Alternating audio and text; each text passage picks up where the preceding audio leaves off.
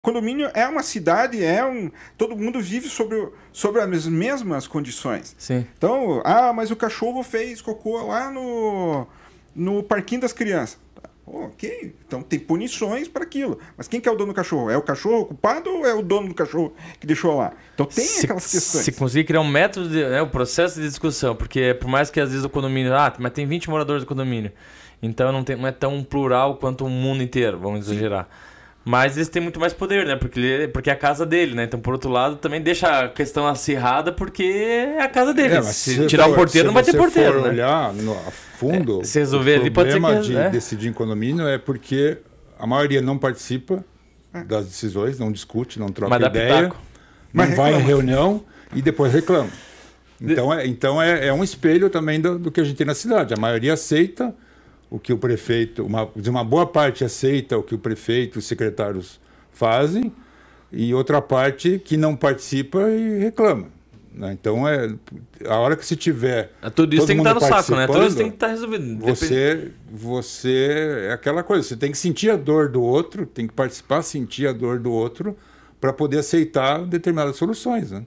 Se a gente começa a gente não é assim. A gente hoje se a gente começar a pensar em municípios... Tal da empatia, né? Aí com uma visão um pouco mais urbanista de cidade grande, são várias pessoas que moram em casas, algumas fizeram opção por condomínios, então o condomínio tem que ter aquele consenso, e aquilo ali tem que se interconectando e expandindo até chegar às conurbações, às regiões metropolitanas, essas para chegarem a megalópolis, e aí você está espalhando esse conceito ao longo de um país.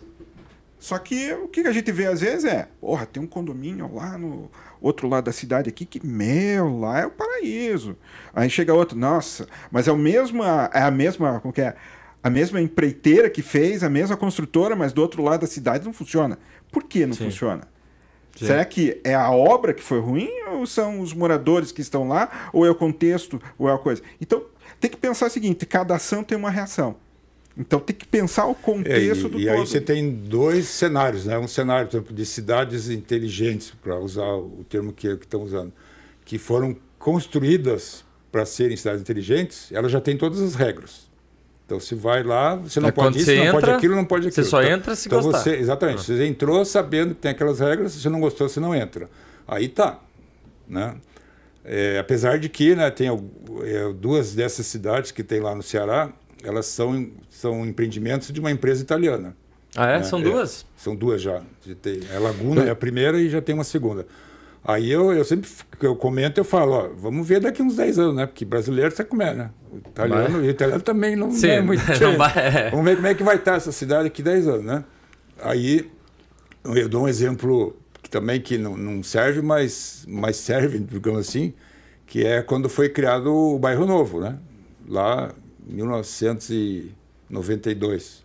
O Bairro Novo começou como um aglomerado começou como área urbana, né? Um conjunto de casas que era chamado Vila Tecnológica. Não sei se você viu isso. Era Vila Tecnológica. Era um condomínio aberto.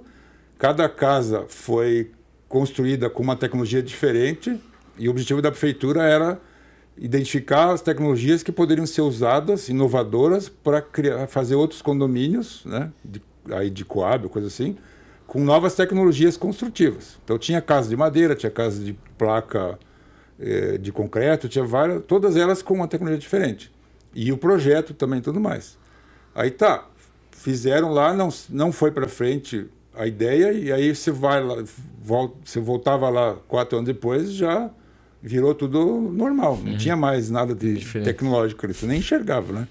Porque as pessoas vão mudando a sua casa, né? Sim, que é natural. Né? E aí, em torno daquilo ali, que daí eles delimitaram o Bairro Novo, e hoje acho que já tem o novo bairro do Bairro Novo, não sei direito. Né? Já foi mais para frente. Já. Então, esse é um ponto, né? Você cria as coisas com regras, então você vai obedecer, beleza. No condomínio, o problema é diferente, né?